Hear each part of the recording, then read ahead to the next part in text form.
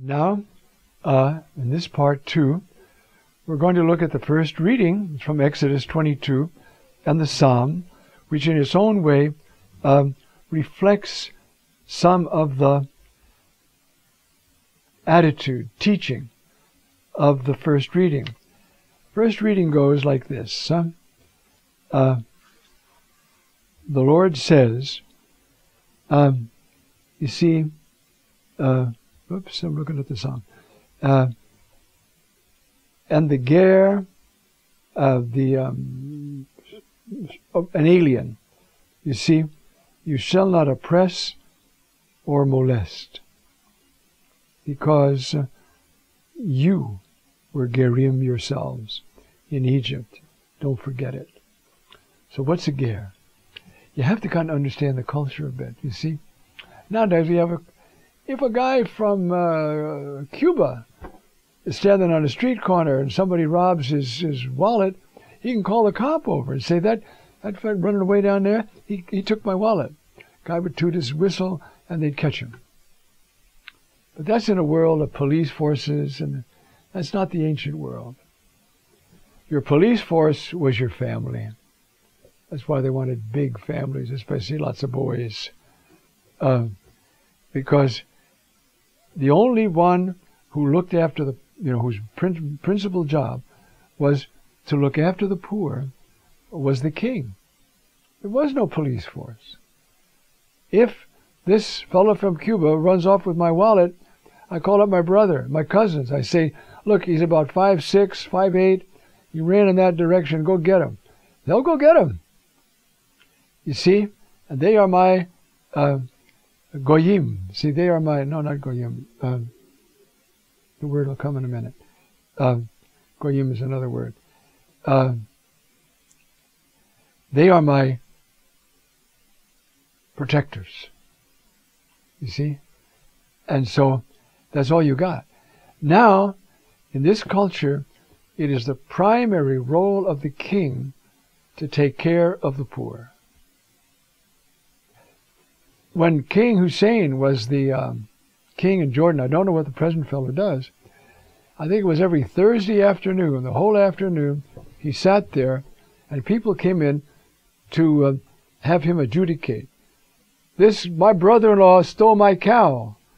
Now you got to make him give it back. And so then the king has to listen. Is that really his cow? You know? Well, then you have to give it back. The king did that. But so did the bishop. There's a beautiful story. There's a beautiful story about Maximus Saig, who was one of the patriarchs of the Melkites. And so he had his patriarchal palace in Damascus. Well, see, the religious leaders are the same. Well, when people are coming in all day and all night, patriarch, you got to solve this, you got to, tell my wife to come home, you got to, whatever. You don't get much work done. So he said to his servants, close the door down there, the entrance to the courtyard. I'm not getting anything done this way. And so they closed the door. So the people saw the door closed. They couldn't get in. Then comes the feast day of Sayyidina Maximus. So the elders of the city, Damascus, go up to him. And they say, Sayyidina, you are the light of our life. When you rise, we rise. When you set, we set. Now, open that door down there. We have a right to come and talk to you. You're our leader. So he had to open the door. I'm trying to create for you this world which is so different than ours. We got cops and National Guard and I don't know, all kinds of things. There, the king and the Lord looked after everybody, and so did your family. That's the way it went. So that's why God, I must try to find that word now. It's at the end of Psalm 19. Isn't it funny? Must be age. It says, Suri, my rock and my... Just a second, I'll have it. You could get to heaven without knowing this. But this is a word, it's a precious word And I don't have it straight. Let me find out what it is here now. It's the end of the psalm. Suri Goyali, that's the word I'm looking for. Goyal. That means my near relatives. And they got to get me out of trouble. If I go into debt, they got to raise the money to get me out of debtor's prison. That's what debtor's prisons were. They stuck a guy in there, and believe me, they weren't like, cost us $35,000 or $50,000 to keep a guy in jail for a year. Wouldn't cost more than 35 cents to keep them in those days. Your family had to bring the food. It was a dirty dirt floor. I mean, you wanted to get out of there as fast as you could, so your family raised the money and got you out. If it was like a debtor's prison. All of this is necessary. So who don't have rights? The people who don't have anybody to fight for them. So that would be what? The widow, the orphan, and the stranger. Ger is the word for this stranger. Translated in this text, an alien. Somebody who's there, but his family is in Syria or who knows where it is, and he's there. So if somebody beats him up, there's nobody to go after the people who beat him up. Somebody steals. You understand what I'm trying to say? You can oppress Gerim because there's nobody that's going to take vengeance. They're very helpless. And so the text is saying, you see, you shall not molest or oppress an alien. Remember, you were aliens yourself. You were Gerim yourself. You were down there in Egypt. That wasn't your country. It wasn't your language. It wasn't your clans. You had a lot of people there, but you were without rights. If you appeal to the king of Egypt, he say, look, you're my slave. Shut up. Go back to work. That's very important, that vulnerability. It's still true. With all the police forces, though I must say, having worked with people who have come sometimes seeking asylum over here, I'm so proud of our system. They find bus tickets for them, help them with food stamps. We do have a beautiful, compassionate system for taking care of the Gerim who come through our culture. And I must say that. Okay. You shall not wrong any widow or orphan. It's the same thing, right? If I'm a widow, I don't have any husband to fight for me. I might have some children, some sons, but maybe not. Depends on when I was widowed. You see?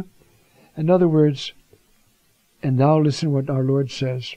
If you ever wrong them and they cry out to me, I will surely hear their cry.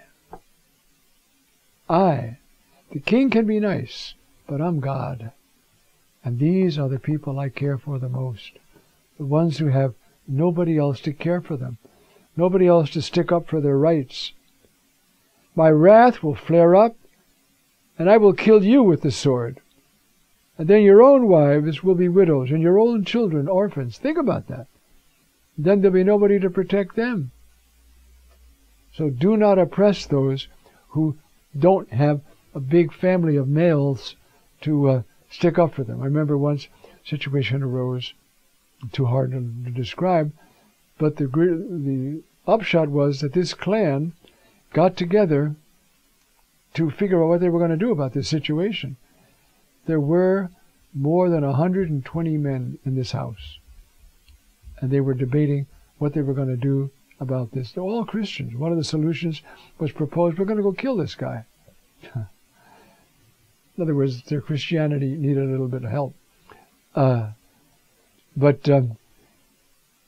you see, so that's what he's saying. Remember, if you oppress these people, I can kill you.